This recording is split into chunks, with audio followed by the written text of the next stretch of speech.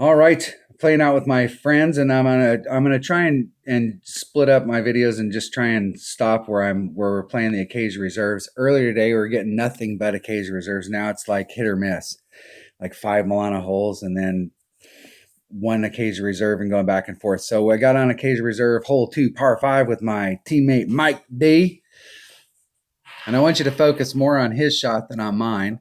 I was exploring some different stuff, and Mike came out here with a big ball, switches up to I think he switched up to a 5 power ball. Let's see which ball he chooses here. The 5 power 1 side spin ball, because you don't really need a lot of side spin here. It's mainly just to get up. So the deal is, I want to explore like some other options on this, just to see like if you have lower level stuff, like if you could get out into this area right here. The way I'm going to take this shot in the tournament is exactly like Mike's taking it, but I want to explore this landing pad out here. You can see when we were shooting, I was talking and I was saying pretty much saying the same thing. I want to try that area out there. If you're going straight forward with a 5 power ball, it's max overpower and you need to hit it perfect. It does, when you're setting it up for your tail on the other side, it's better to be a little to the left, because it tends to, when you get out here towards the end, it tends to want to roll down to the left. And if you're half the distance from where Mike was on there, it'll just bleed off into the sand. So you want to, there's like a little ridge right here, and you want to be more on this flat area when you're coming over. It'll give you less room on the right, but you really did trying to hit that perfect. So like this is what I'm talking about right here. When you're in this area down here and you're trying to get the ball to come over, with a 3 power ball, I can't get quite as deep into that hole as I'd like to get. So if I wanted to go this way, it would probably be better with a 4 power ball, so that you could get way down into that cup, way down into that hole. It's fairly flat down there, so I'm not sure if you'd have to do, the fairway and the rough are fairly flat right there. So I'm not sure if you'd have to do an extra wind adjustment when you're down in that hole.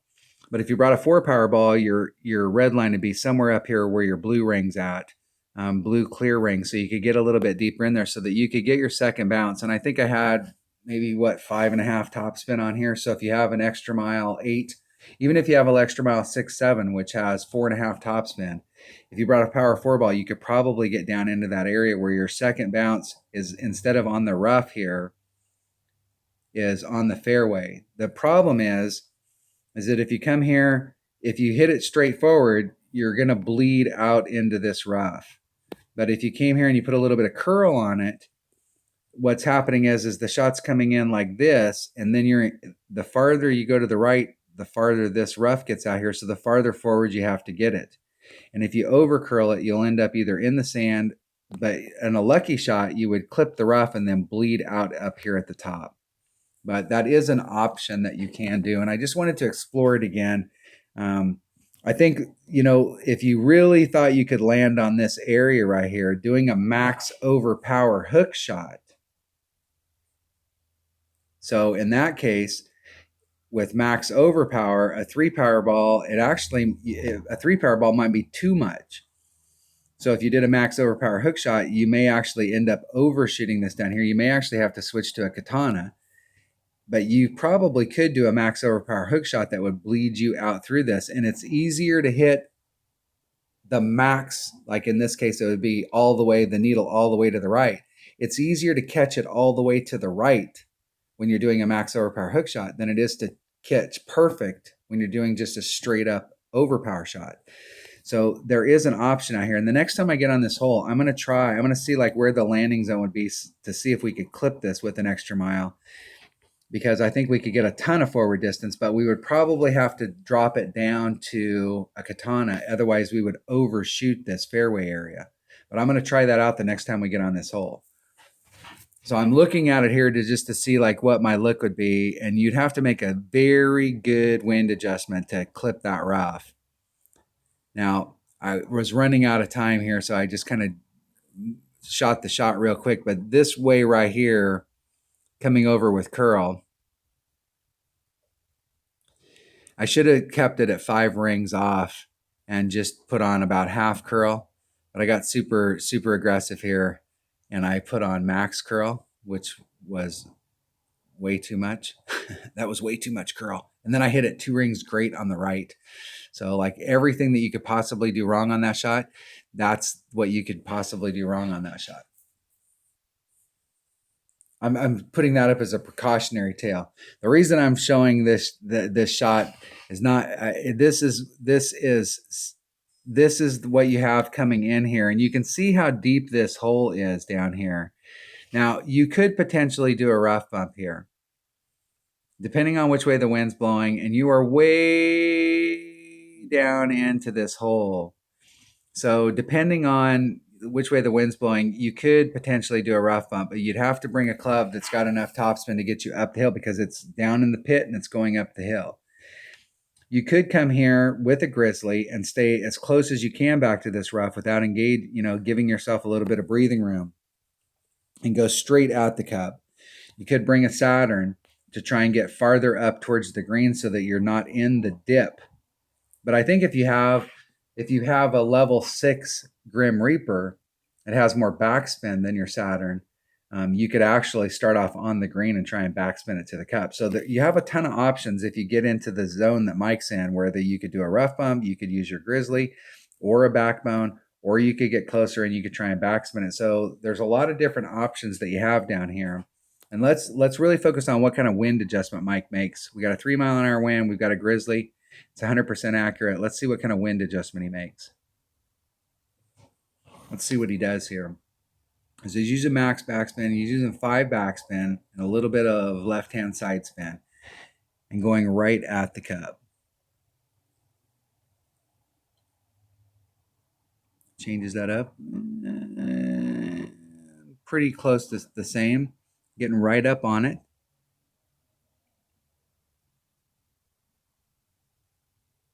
And the wind's blowing from, let's look at this. The wind's blowing from the left. So he started off on the left-hand edge of the cup.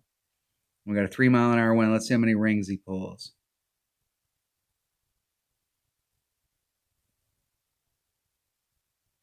And we're off the deal. So he probably, I'm not sure. It looks like he pulled about 1 for 1. I mean, it was about 3 rings and bled it off albatross. And I'll tell you, you're not going to see a lot of those this week on this hole. This hole is gonna be a problem to get an albatross on, but it is albiable. So it is a hole that you can get an albi on. Now I have 0 chance here, so I'm seeing what my angle would be to try and get a max overpower hook. And the deal here is that this is a prime example of, while I said earlier that it's easier to hit all the way to the right when you're trying to do a max overpower hook shot.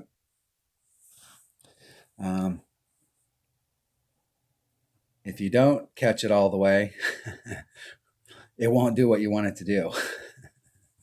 If I'd have caught that all the way, I would have got some forward run, but there's no way from there I could have made it in. But I wanted to show that shot because it is possible to get an albi on this hole.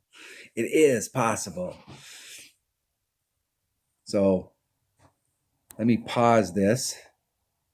Let me pause it real quick and I'll dig out some other holes. All right, this is the hole here, and I shoot first, and then Mike comes back behind me and matches my shot. And this is absolutely awesome right here. This is Acacia Reserve, hole number 1, par 4. I'm using a Kingmaker and an Apocalypse 4. Or excuse me, not a Kingmaker, but a Titan and an Apocalypse 4. And I came to my senses. Did I come to my senses, or did I use the extra mile? I think I may have came to my senses. Or did I decide I was going to use... No, I came to my senses. So I'm starting off in there. And so let's find the spot. So what I'm doing here is, this is the first cut of the rough. Here's the second cut of the rough. Here's the third cut of the rough. I started off, the first time I came on this hole, I started off on the transition between the second and the third cut of the rough. I had my blue ring and I ended up here. So I'm moving it to the left to try and catch this fairway. I needed a landing spot. So I tried that landing spot the first time and I just barely clipped the rough. So what I did was I moved in 3 rings, and I'm putting my gold ring fully extended right on the transition between the second and the third cut of the rough.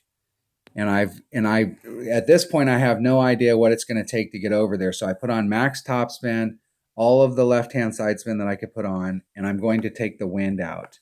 And let's be real critical of where it's landing here. So you can see, like, when I was at fully extended, where I've got the center of my ball guide right on that transition. But when I relax it, I'm now off about a ring. And I'm going to take the wind out, which in this case is a little shy of a ring. And then we're going to do a max overpower hook shot. And I really want to focus on where the first bounce was here. So you can see where my first bounce came into it. I've got plenty of fairway down here. So, I mean, I could move that shot in to the left quite a bit and still engage the fairway. But now let's focus on our second bounce. And the second bounce is coming in, and you can see how much separation I have from this sand trap. And I'm actually, where I'm hitting in front of the sand trap. And then I'm bouncing over this area. So I could come in from where I started right there, fully extended. Instead of on the center of your ball guide, go to the outside edge of your yellow ring. Take the wind out. Max overpower hook. And let's see what we have for distance here. And then I rolled off. So I think the deal there is that if I came in, and we'll watch Mike's shot because he sets it up exactly the same way so that we can see if we're getting the same result.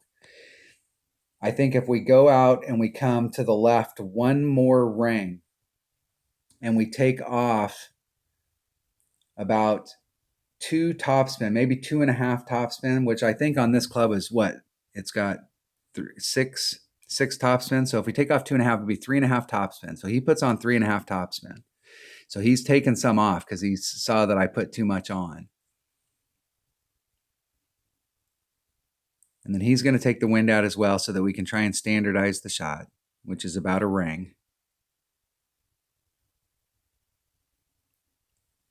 Okay, so he takes a ring out, and then he's catching a full max overpower hook, and let's see if he caught it all. And he catches it all. And let's watch his first bounce.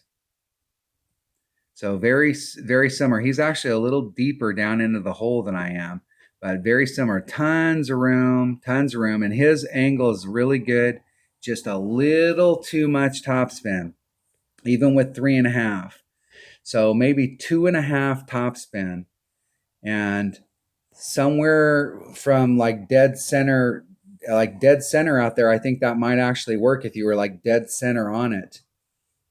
Or you could come into the left, maybe as far as a ring, but maybe half a ring, but it's right there in that area. So for those of you that are trying the max overpower hook shot from the right-hand side, I think that's going out to that spot on that transition between the second and the third and trying it with like 2.5 topspin, take a little teeny bit more topspin off, that we will have a pretty good. So I'm like looking at the hole to see like where we came in at it. So I started off, here's the first, here's the second, here's the third cut. Maybe coming in a half a cut, a half a ring, maybe a full ring. So your bounces are more on track with the flagpole itself, because both of us were a little high of the flagpole.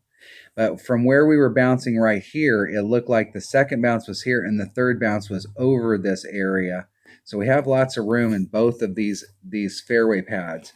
But I think if we take Mike had 3.5 topspin on there. If you take off at least 1 topspin, maybe even 1.5, so somewhere between 2 and 2.5 topspin, that we literally could be on the green in 1.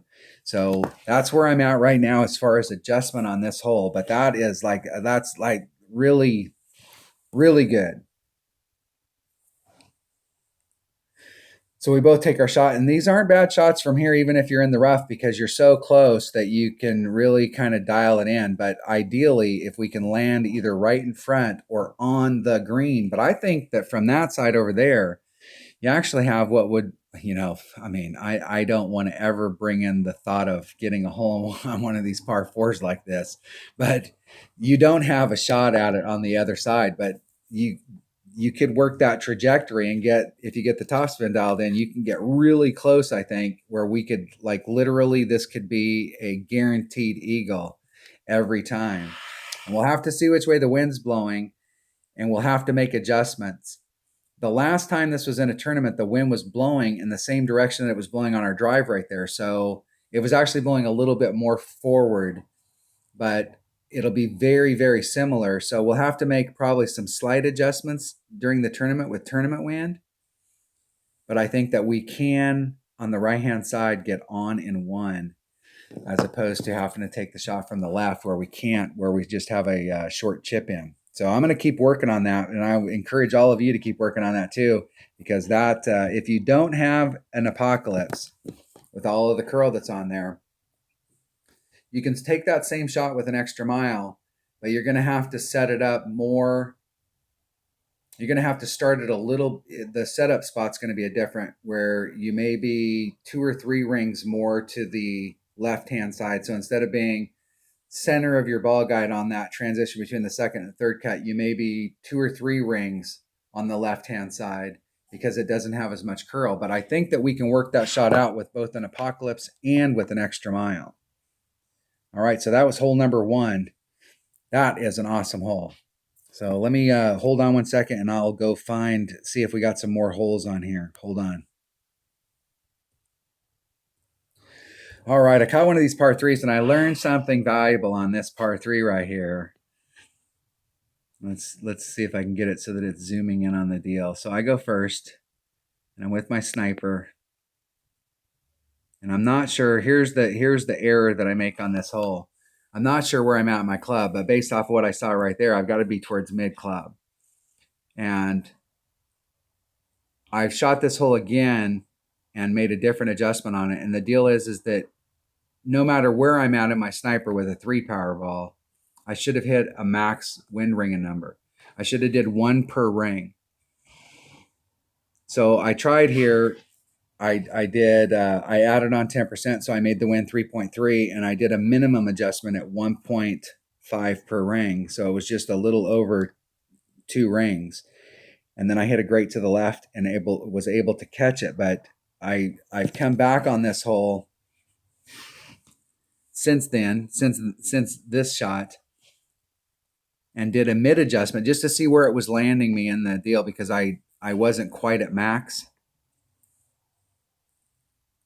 And watch where, so I adjusted out the 3.3. So I was thinking of it being 1.5 per ring. So I did like a 2 ring and a 5th adjustment. And the only thing that saved me here was that I hit a great to the left. And look how close this gets right there. Super close. But the ball does feed up to the cup. Now, if I would have hit where I was expecting to hit in the middle of that little rough area, that shot is right to the cup. But you do need to hit that shot perfect.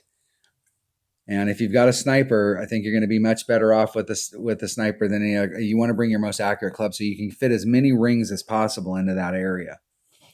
And I would try and wedge it up so that you've got as much, like your equal distance. You're as much of the orange ring off of the fairway, as much of your orange ring off of the sand here, and as much of your orange ring off of the sand behind you, so that you're as centered in that as possible.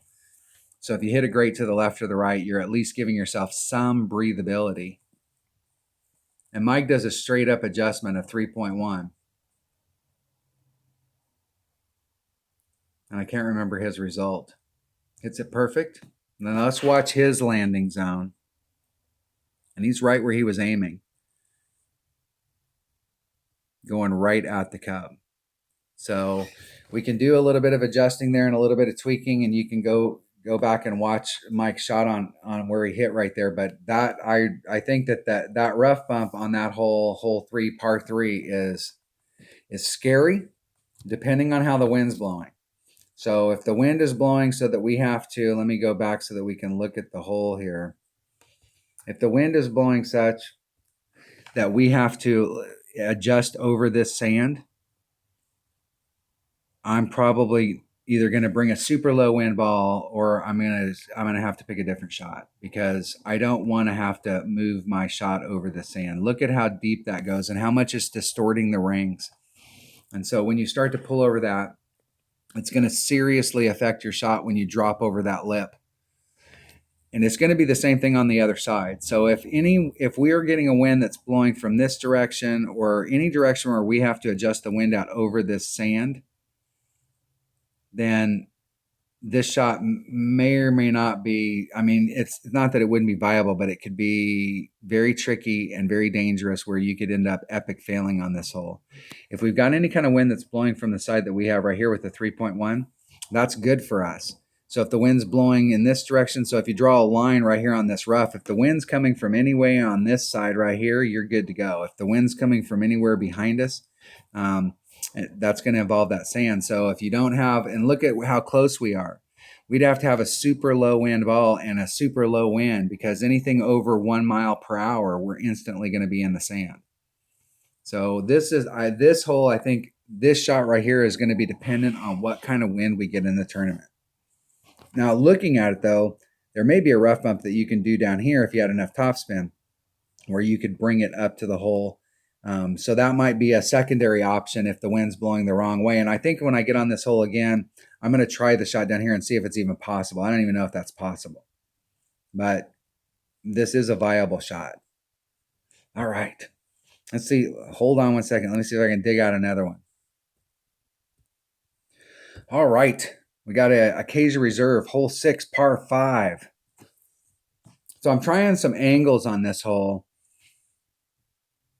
just to see what the different looks are. And what I need to do is switch all my clubs, all my bags, so that I have a Saturn in my bag, because there's several of the holes here that I want to see what, there's some rough bumps that are requiring a lot of topspin.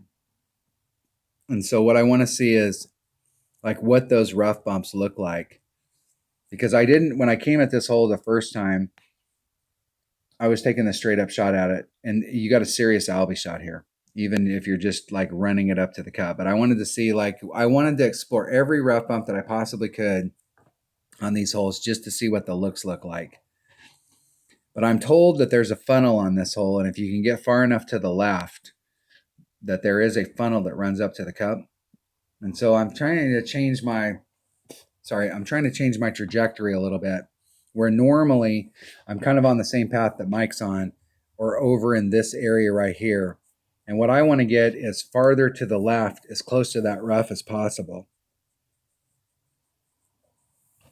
So I'm trying to get farther out here. And the reason I'm trying to get farther out there is I'm trying to, and let me get my pen up. Let me get my pen working. How in the heck can I do anything if I don't have my pen? Come on. I've already done like a 20-minute video and I didn't have my pen up. You guys are all disappointed in me. Where are we at here? We're on this hole right here. Let's turn my pen off so I can get back on the hole.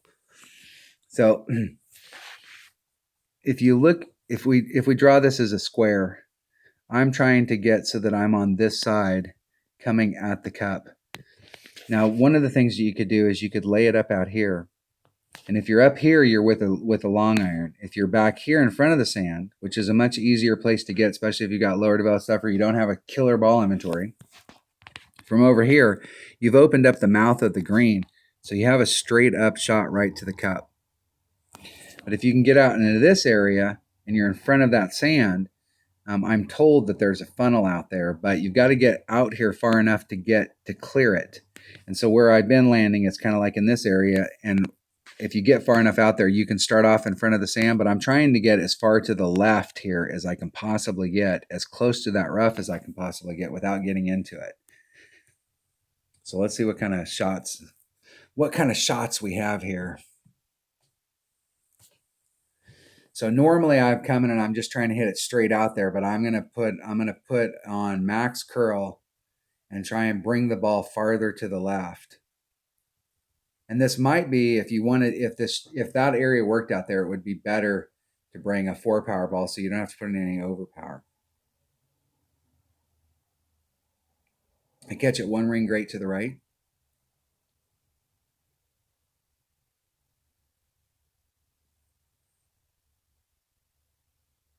And I'm trying to get out there, and from the angle that I'm really trying to get to, I need to be probably 10 or 15 yards further to the left, about the same distance off the rough.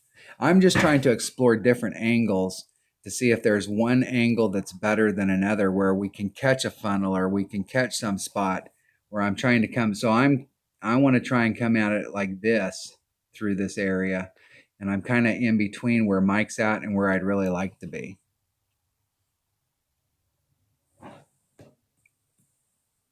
I think I ran out of time here on my video. And I will tell you that if you're down, I did a 10%. I think this is the one I did a 10% wind adjustment. I was down in that hole, and I actually ended up over pulling. I did a 4-7. Let's see if this is the one. See if Mike catches this. I've gotten an albie on this today, and I can't remember which shot it was at, and I don't think this was it. Mike was like right on it. Right at it. Nice shot. And I am going to run out of video, I think, before I get to it. So this is the shot right here. I was trying to see if I could get up there far enough. I don't have quite enough topspin to do that rough bump. But I think we have a viable rough bump that we could do here. So I'm getting in front of it. I gave myself 3 rings of separation. What I didn't do here, and my mistake today, because I'm out looking at angles, is I haven't been checking my distance in my clubs. So I actually add on 10% and I do a 4-ring pull. Let's see if I caught it before the video ended. I think the video ends. And the video ended right there. But what happened was I actually over pulled that and clipped the rough and got caught up in the rough. I bled forward. It bounced me out of the rough. But I actually clipped the rough there. So this is why it's so key to find out where you're at in your club, because you can come at a shot like that where I have a great shot coming in. And I think I was really deep into my club, so I should have been doing like a mid number or even a minimum number, and I did a max number and I actually over pulled it. But I like the angle from down here, and I think the angle that I'm really looking for is even a little bit farther to the left where you have a really nice shot. But anywhere down in this area, I think you have a nice shot if the wind's blowing right that we could potentially do a rough bump on that hole. All right, hold on. Let me see if I can find some more. All right. So I caught this par 3 right here, and this is the par 3 hole number 7. And I will tell you that, let me make some observations here when we can get the clear hole on it. So observation number 1 on this hole is you can see the ridge right here. So I'll erase that so you can see what I'm talking about. See, there's a ridge right there. So that ridge looks like this. So you're kind of flat and then it drops off. So this is the hump that's on here. So I want to avoid this front section. I'm not interested in hitting over here at all. I want to hit up here where it's flat. So this isn't one of those ones where you can like dig down into it, because if you dig down into it and you're on this and you're hitting on this front side right here, when you come in, you're going to just take a flat bounce forward. And that's going to end you up in the sand or in the rough. So what's different about this shot right here than the shot that I was taking the last time we played this tournament over here is, even though this seems like it's terrain-wise should be deeper in the hole, you can't even get close to your ball guide when you're over here. I mean, you can't even get close to it. Whereas when I was over here, I was doing like a 10% wind adjustment, and it seemed like I was getting movement towards the hole. But from this spot up here, I think in this video right here, I did a 66% wind adjustment. And I hit the shot. We'll see where I hit the shot. I think I hit it great to the right. I was talking to a buddy of mine, and we were going over the holes. And his observation is, and my observation from the past is, that when you're on the green, everything wants to go to the green. So if you hit the ball over here, it drifts to the cup. If you hit the ball over here, it's drifting. Everything's drifting to the left. And the observation that he had is that in rookie, there may be a rough bump that we can do down here at the bottom, right here in this location. Let me clear that off. Right here in this location, and try and get the ball to come up to the cup, and we may be able to do a rough bump right here.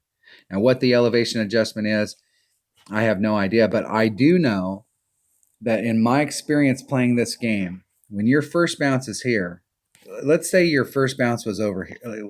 Let's say your first bounce was right here. This sand doesn't really affect your trajectory over to that spot. But when your first bounce is here and then your second bounce goes over sand, that the sand will affect that second shot. And that even though in rookie we don't usually get a lot of secondary wind effect, that when your second bounce goes over sand like this, it can really mess your ball up. And you are way down in the hole right here. And so I don't know if I like this shot, even though I get close, and I've taken this shot from over here a couple times today, and I've gotten close. I'm not sure if I really like that look. I think it's super dangerous, and with the wind adjustment that we have to do, and you're so far down the hill, and you know how it works. The farther down you get so you can't get close to your rings, and the more wind adjustment you have to do, the harder it is to make accurate wind adjustment. So if you got to do a 2.3 wind adjustment, you can't even see the rings. So you could end up doing a 2.5 or a 2.6 wind adjustment, or a 1.9 instead of a 2.2. And it can really throw you off on the other side. And so I still don't know that I like this shot over here. But the next time I get in this hole, I am going to explore if there is a rough bump that we can do over here and just see, because there is a pretty wide little area right here. And I do know from experience that this hole does funnel everything to the cup. So it may be possible for us to get the ball to go in this trajectory and get us up to the cup. So this is the shot as it played out. I go first with my Grizzly. And once again, dummy me. I haven't been checking to see where I'm at in any club. I've just been shooting the shots and just acting like it's no big deal and just taking the shot. So I'm dialing it up to the cup. A little bit of backspin, couple side spin. And that is as close as I can get to my rings. So at 1.2, I do a full 2-ring adjustment, which factors out to if you take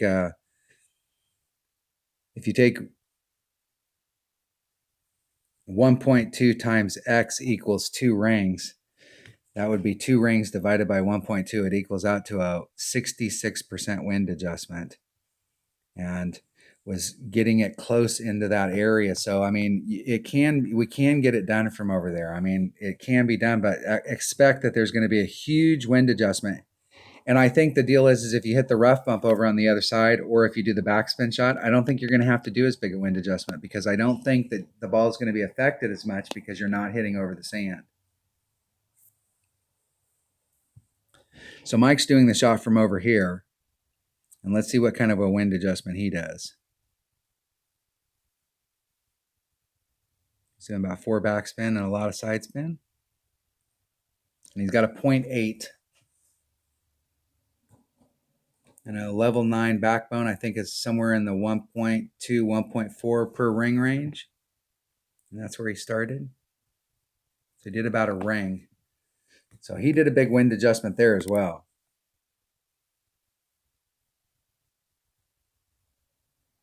Isn't it perfect? I'm trying to bring it back around and see how everything wants to blow to that side. Everything wants to go to the left here. All the terrain is trying to bring the ball to the left. All right, so that was hole 7, par 3. Just a little bit of a look at it.